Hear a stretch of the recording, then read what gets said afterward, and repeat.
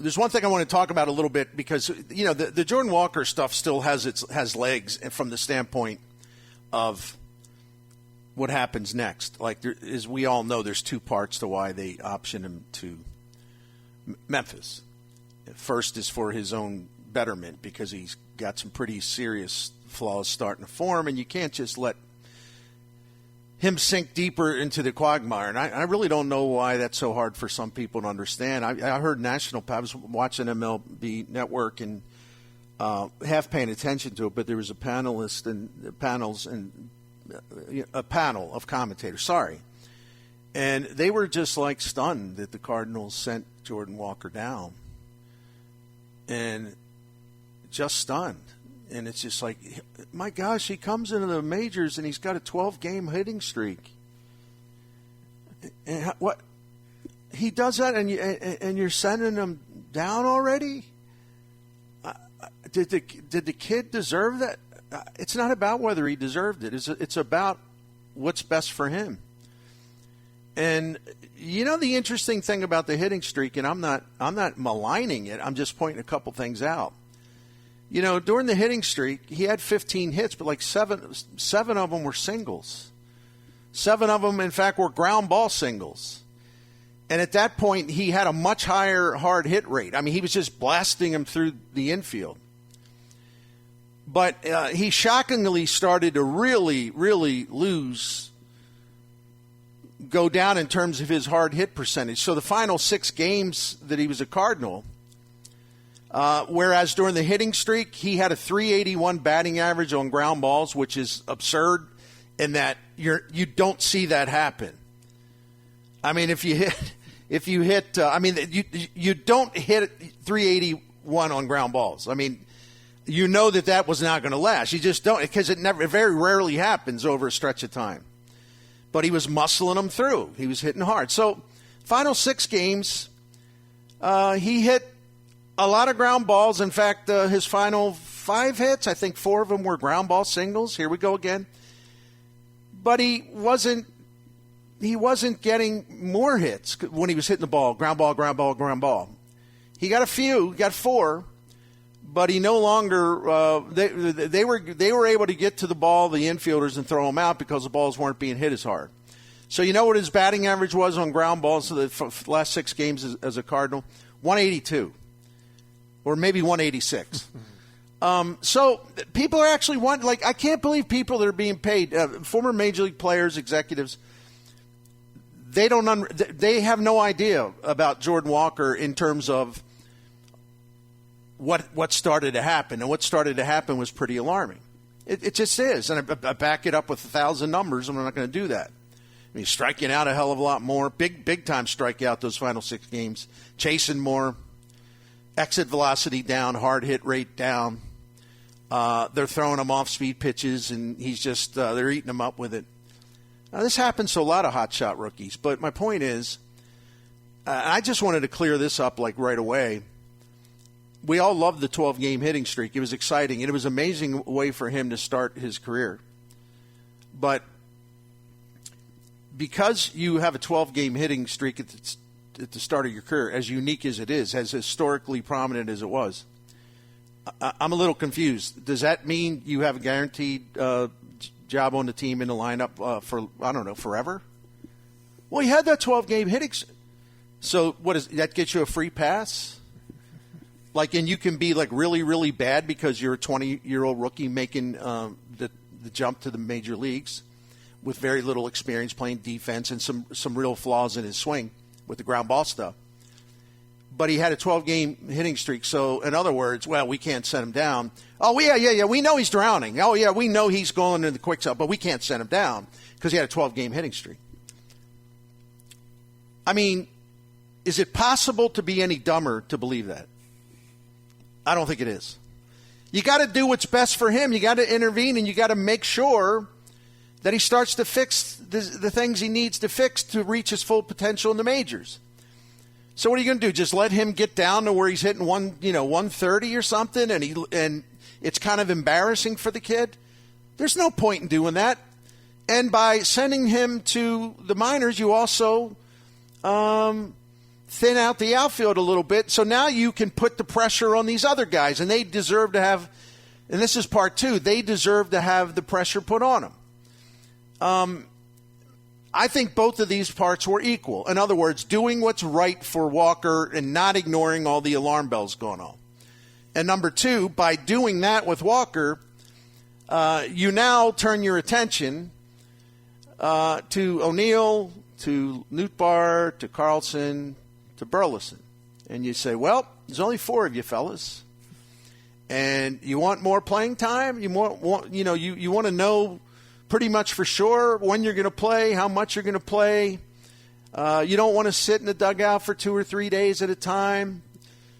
So you want all that, right? You don't want to be sitting in the dugout. You don't want to be sitting on the bench. You want regular at-bats. You want to be starting a lot of games. You want that? Okay, there you go. Go get him, Tiger. Listen. They gotta find out. How many times have we said this through the years? They got to find out if these four outfielders are good enough. O'Neill and Carlson, big questions there. I'll have time to get into that later. I won't do it now.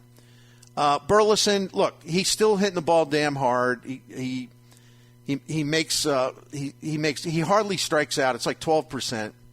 He does chase some pitches more than he was earlier in the year, but I think he hits like hell, but not that his current set of numbers show that.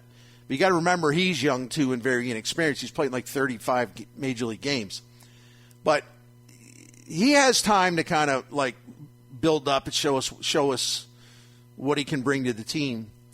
But he scares everybody on defense, and so there might come a point in time when he's not playing, when he's not hitting, I should say.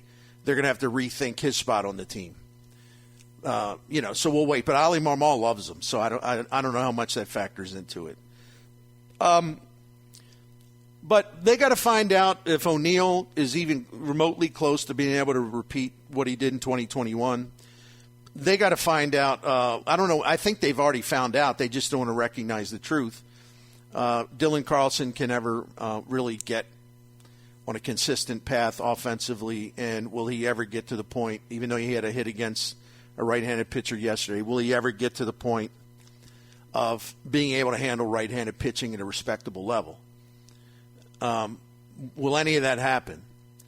O'Neill, Carlson. I believe strongly in Nootbaar, and you go back to what he did beginning July 1st last season. You look at what he's done since then, and that's good enough for me. But I'll tell you something here in a minute.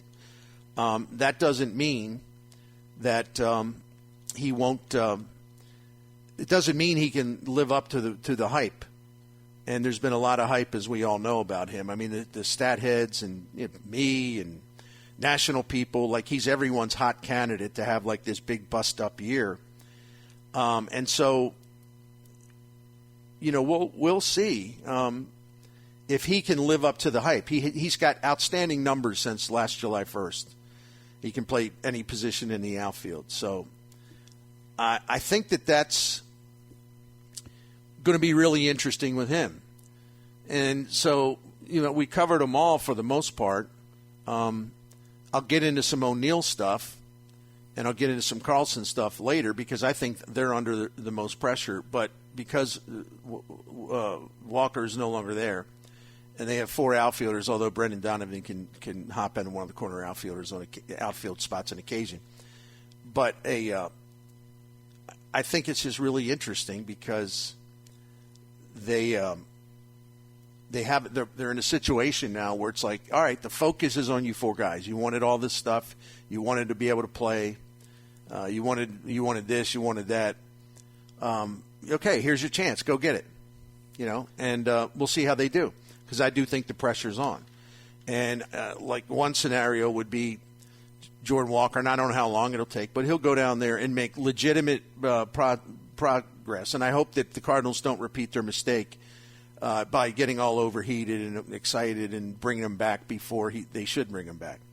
They shouldn't have put him in. Now that we know what we know, they shouldn't have put him in the majors right away either.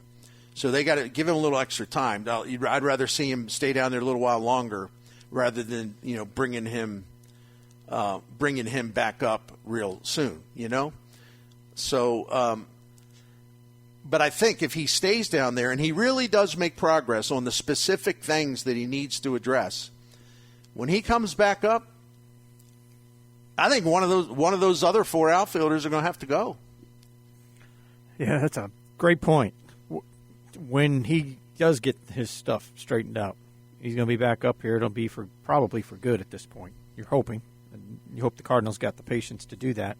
You were talking about how people around the national media are like, why are you sending him down?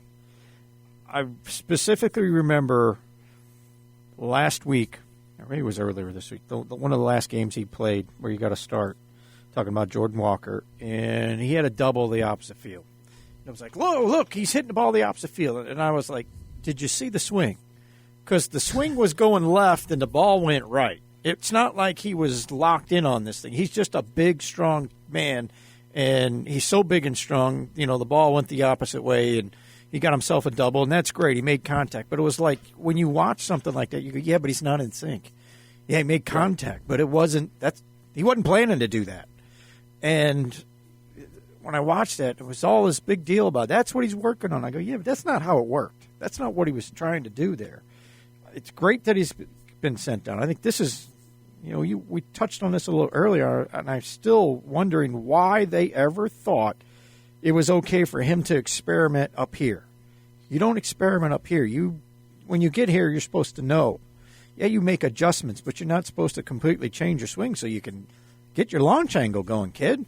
Just do it here. No, you do it down in the minors, and you get relaxed with it. You get your muscle memory going, and it's still, that's a whole other side of this, but this is a good idea, and I think it makes it easier, too, to your point, Bernie. There are other options here for guys to play, and they need to play, and we're going to find out if they can stick around up here. And you're talking about Carlson, you're talking about O'Neill. We're going to find out if Burleson can get his adjustments going and he can stay here. If not, well, then when Walker's ready to go, like you said, he'll be fine. Now, if this was the Royals organization, Walker would be sitting here all year trying to figure out what he's doing. But this isn't the Royals organization. You got other options right now to help him get right. Yeah, and the Cardinals should be smarter, Yes. So we'll see. But I'm really curious how each of these 4 outfielders, because the challenge has been put down, even for Nootbaar. Mm-hmm. You can be better, but, are you going to like his exit velocity's down, like his hard hit rate is down from last year. So he's got some work to do. So they're going to be looking at him and saying, look, man, we're all in on you, but there's some things there's some things you got to get better at. I mean, some of your essential stuff's not up to speed. And, he's the surest thing they have to an everyday outfielder, but even he's got to get some stuff fixed up. If Carlson can't be motivated, or if he's just incapable of hitting right-handed pitching, then what are you going to do with him? Because his trade value is way down. In the major leagues, you got about 75-80% of the pitchers. 75-80% of the plate appearances are against right-handed pitchers, so you can't hide them. It's not like a 50-50 thing, lefty-righty. So, what do you do with him? I mean, seriously, what do you do with him?